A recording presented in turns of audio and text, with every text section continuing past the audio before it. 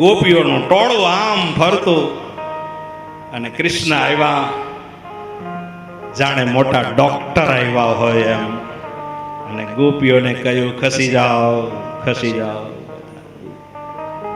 આમ ગંભીર મુદ્રામાં આજ ડોક્ટરનું સ્વરૂપ લઈ અને કૃષ્ણ પધાર્યા, અને બધાય સ્વરૂપ લેતા આવડે. ડોક્ટર જેમ આમ હાથ લે ને એમ આઈ લ્યો, રાધાજીનો આમ હાથ લઈને આમ નાળ તપાસ કરે કાયદેસર. બોલે નહીં, ડોક્ટર હોય ને બોલે નહીં, ગંભીર થઈ ગયા. ગોપીઓ કે કનૈયા શું છે? નિરાત રાખો, જોવા દો, ખલાસ છે, પૂરું થઈ ગયું. હવે કઈ છે? કેસ ફેલ થઈ. તમારે મને વેલો બોલાવો હતો, જો તમે મને વેલો બોલાવ્યો હોત તો આ કેસ બચી જાય. તમે કેમ મોડું થયું? તમારે વહેલું કેવું જોઈએ. તમે હાવ આવી બેદરકારી રાખો છો. આટલું બધું કેટલા દિવસ થયા? તો કે 5 દિવસ. 5 દિવસ થઈ ગયા અને હું અહીંયા જ રહું છું વ્રજમાન, તમે મને બોલાવો નહીં.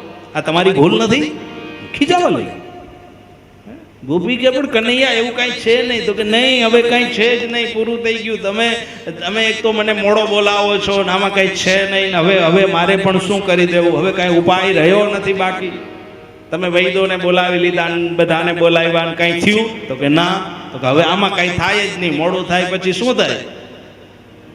વેલો બોલાવ. ગોપી કે એક કામ કર, કઈક ઉપાય તો હશે ને.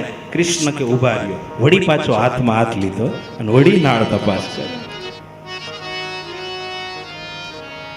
અને પછી કહ્યું કે તમારા ભાગ્યમાંથી આ દીકરી ગઈ. આ દીકરીને જો પારકી કરી દેવામાં આવે તો બેઠા થવા હોય તો થાય, અને પારકી કરી દો તો થાય.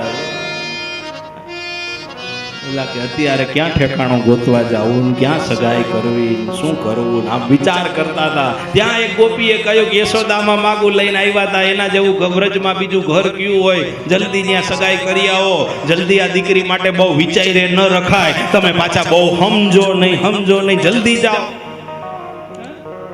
શું કરવું પછી? ત્યાં ટાઈમ રહેવા દઈએ. ચૂંદડી શ્રીફળ ને રાધિકાજીના માતુશ્રીને આપી દીધું ને કહી દીધું કે જાઓ સગાઈ કરી આવો. એ ચૂંદડી શ્રીફળ લઈ રાધાની માં યશોદામાં પાસે આવ્યા અને યશોદામાને કહ્યું, મારી દીકરી તમારા કનૈયાને દીધી.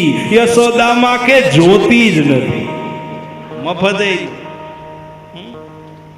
એવું ના કરો. ત્યાં તો ઉંબરે શ્રીફળ મૂકી દીધું, ઉંબરે ચાંદલા કરી દીધા. સગાઈ થઈ ગઈ? તો કે થઈ ગઈ. હા. કૃષ્ણ કે હવે જોવું જોઈએ. આમ ઉપરથી મોરપીંછ કાઢ્યું અને રાધાની માથે ફેરવું. કંઈક બોલ્યો, શું બોલ્યો એ ખબર નહીં, પણ રાધાજી બેઠા થઈ ગયા.